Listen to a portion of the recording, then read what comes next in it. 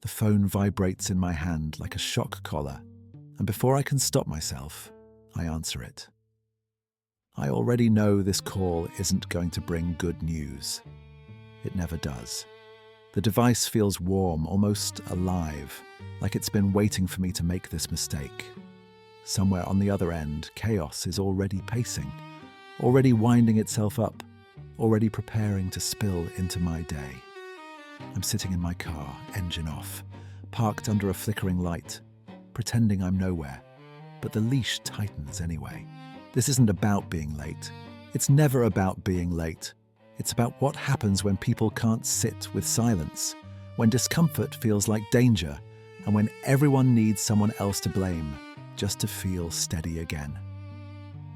I didn't plan to get dragged into it today, but somehow I always do. And the question that keeps circling my head is this: how did I become the emergency contact for problems I didn't create and can't fix? I've learned to dread certain sounds, the specific buzz pattern of her number, the pause before the shouting starts, the way my shoulders tense before my brain catches up. We're all adults now. That's the part that still surprises me. Decades have passed, hair has greyed, bodies have slowed, but the emotional machinery hasn't upgraded. It still runs the same old scripts, the same collisions, the same explosions over small things that somehow feel enormous. My daughter is grown, but she still lives close enough to the blast zone that every tremor shakes the whole structure. My former partner still moves through the world like everything is urgent, personal, and on the verge of collapse. And me? I'm the guy in the parking lot, trying to delay impact by not going home. The call starts calmer than usual. That alone puts me on edge. She's not yelling at me this time. That's the twist. Instead, she's unloading.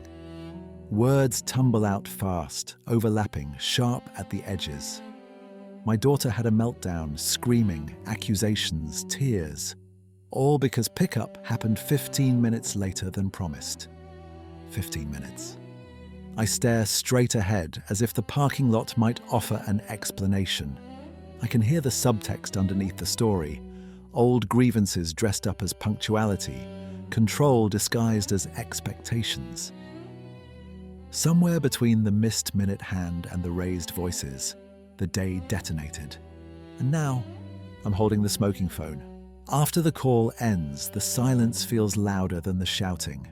My daughter texts next, then again, and again. Each message a fragment of emotional shrapnel. She's furious, hurt, convinced this was intentional, convinced this proves something deeper. I read the words slowly, like they might rearrange themselves if I'm careful enough. They don't. I think back to the morning, a conversation that seemed harmless at the time, a name from the past brought up casually, like a loose wire brushed by accident.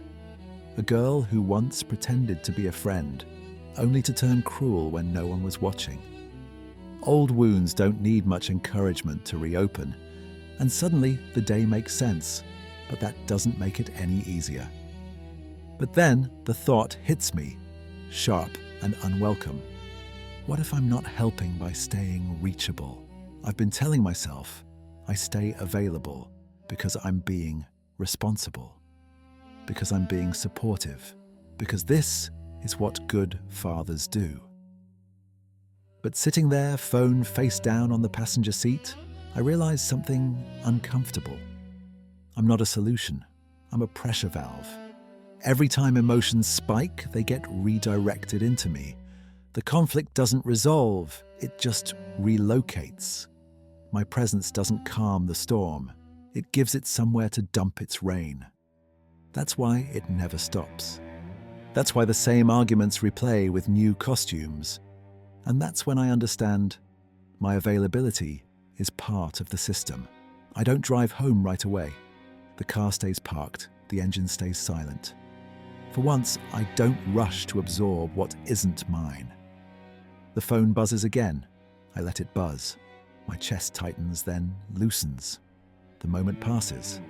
Nothing explodes. No sirens, no catastrophe. just the steady hum of the world continuing without my immediate intervention. For the first time in a long time, I feel the faint outline of a boundary forming. Not a wall, not an ultimatum, just space. Enough room to breathe, enough room to think. The leash slackens. Eventually, I drive. Not fast, not dramatic, just forward. I don't have all the answers. I don't know how this ends. But I know this much. I can't keep living as the emotional emergency room for conflicts that refuse to heal. Some problems need distance more than discussion. Some patterns only break when one person steps out of the loop. And tonight, sitting behind the wheel, I choose not to chase the noise. If this story felt familiar, there's more coming. Subscribe and watch the next chapter when it drops. One way to deal with situations like this is delayed response, letting messages sit long enough for emotion to burn off before engaging. Another is defining in advance what problems are yours to carry and which ones aren't. Sometimes the most effective move is creating intentional silence, where chaos expects reaction. If you've lived inside cycles like this, watch the next episode and subscribe for what comes after the silence.